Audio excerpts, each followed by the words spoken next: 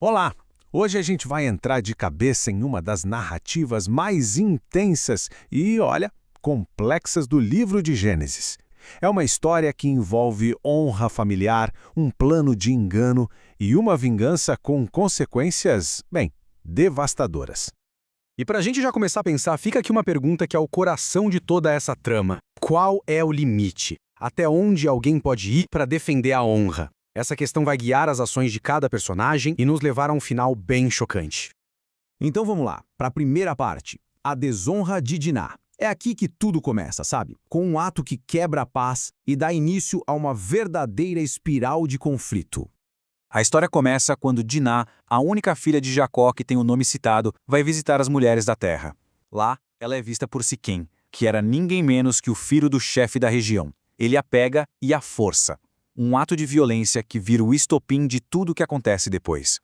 Agora, o que é bem interessante aqui é a reviravolta. Depois desse ato terrível, Siquém se apaixona por Diná. É isso mesmo. Ele fica tão encantado que vai correndo pedir para o pai dele, Amor, para arranjar o casamento. Ele demonstra um desejo que parece genuíno, mas que nasceu de um jeito totalmente errado. Claro que a notícia se espalha, e as reações são completamente opostas. Jacó, o pai, fica sabendo de tudo, mas se cala. Ele espera, de forma bem prática, os filhos voltarem do campo. Já os irmãos, quando chegam e escutam o que aconteceu, ficam indignados, cheios de fúria. Para eles, a honra da irmã e da família foi manchada de um jeito que não tinha perdão.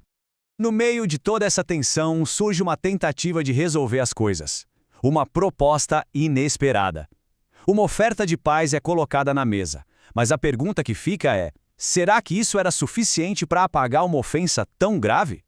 Amor, o pai de Siquém, vai até Jacó e seus filhos com uma oferta que parece bem generosa. Ele não só apoia o casamento, como propõe uma aliança completa. Casamentos entre os dois povos, liberdade para viver e fazer negócios na terra deles. Basicamente, a ideia era fundir os dois povos e virar um só. O próprio Siquém reforça a oferta mostrando o desespero dele. Ele diz para o pai e para os irmãos de Diná que pagaria qualquer preço, qualquer dote, não importava o tamanho, a única coisa que ele queria era que Diná se tornasse sua esposa. Agora a gente entra na parte da condição enganosa. É aqui que a vingança começa a ser desenhada. A resposta dos filhos de Jacó parece aceitar a oferta, mas por trás das palavras eles escondem uma intenção mortal e começam a tecer o plano.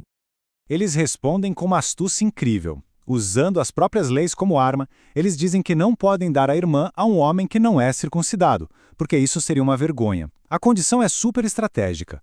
Todos os homens da cidade precisam passar pelo ritual da circuncisão. E aqui vale um contexto.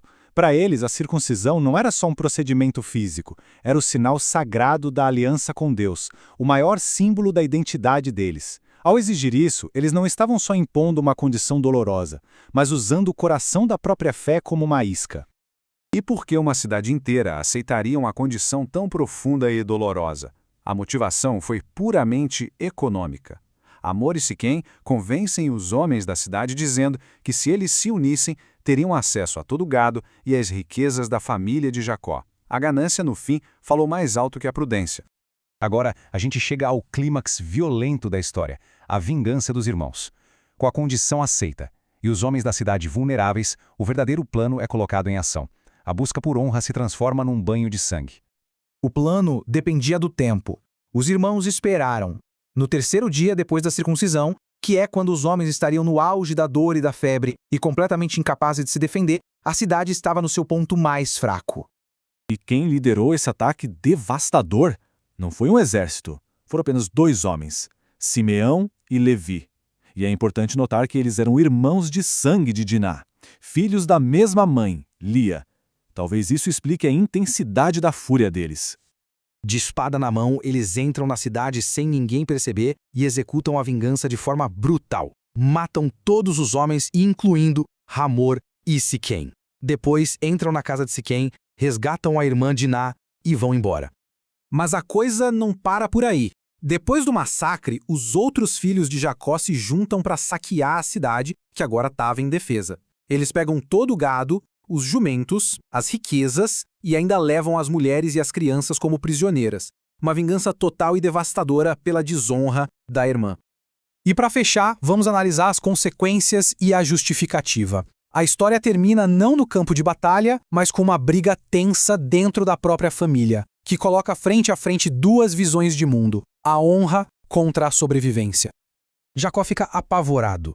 A reação dele não é de aprovação, é de puro medo. Ele acusa Simeão e Levi de colocarem todo mundo em perigo, com medo de que os povos vizinhos se unam para destruir sua família como retaliação. Para ele, a questão era de sobrevivência. Mas a resposta dos filhos é curta, fria e poderosa. Eles não discutem estratégia ou sobrevivência. Eles rebatem com uma pergunta retórica que redefine tudo. Nós não podíamos deixar que a nossa irmã fosse tratada como uma prostituta?